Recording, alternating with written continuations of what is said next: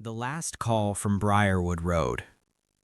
I didn't think the voicemail was meant for me.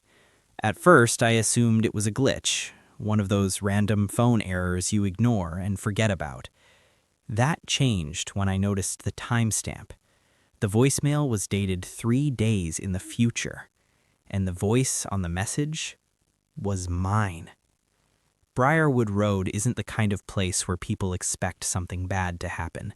It's a quiet street in Ashland, Ohio. Tree-lined sidewalks, mailboxes leaning just a little from age. The kind of neighborhood where porch lights turn on at the same time every night, and everyone pretends they know each other.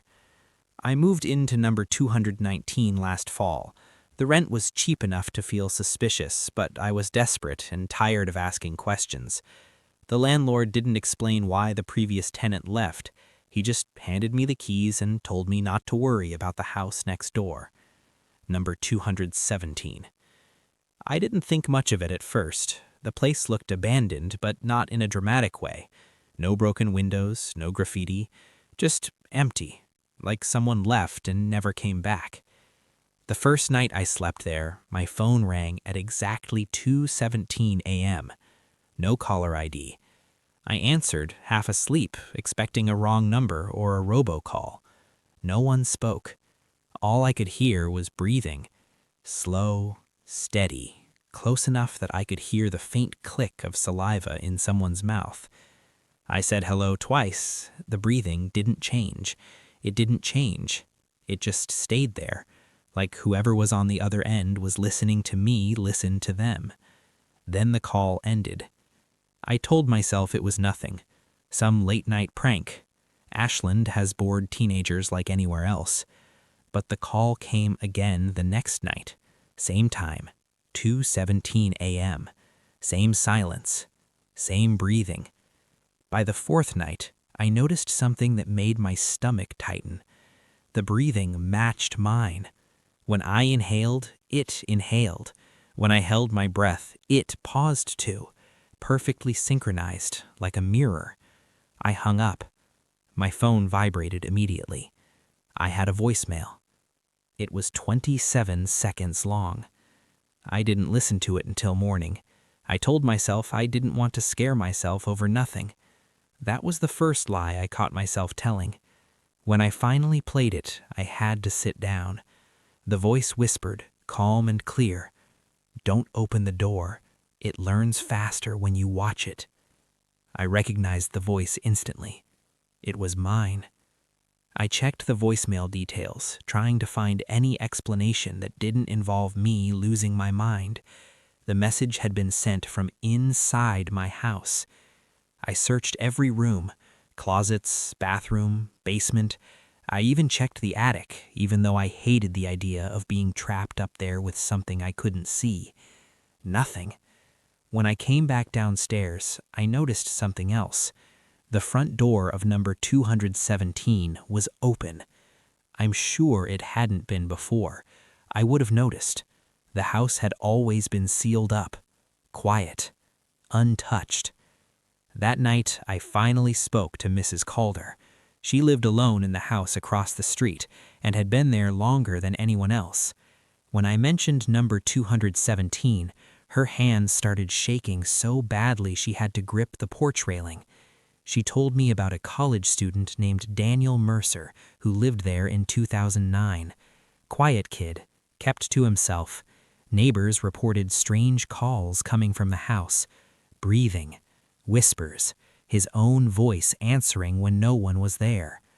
Police found him dead in the living room. No injuries, no signs of a struggle. Just a phone in his hand, still dialing his own number over and over. Mrs. Calder leaned closer to me and lowered her voice. She said, "It doesn't take you. It replaces you." That night, I didn't sleep. I left my phone recording on the nightstand and kept the lights on. I needed proof that this was actually happening. At 2:17 a.m., the call came. I didn't answer. The recorder picked up the ringtone. Then silence. Then footsteps. Slow footsteps. Bare feet against hardwood. moving down my hallway. I could hear my own breathing shaking in my chest. Then I heard my voice, not from the phone, from inside the house. It said, calmly, I'm already inside. The footsteps stopped right outside my bedroom door.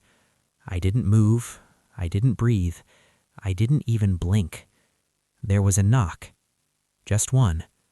Soft. Polite. Then my voice again, closer this time.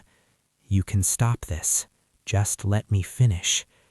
The doorknob turned, but the door never opened. Instead, the footsteps moved away, down the hall, into the living room.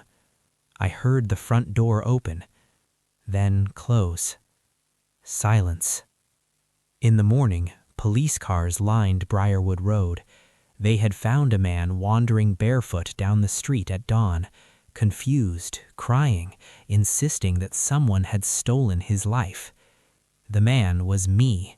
Same face, same fingerprints, same voice.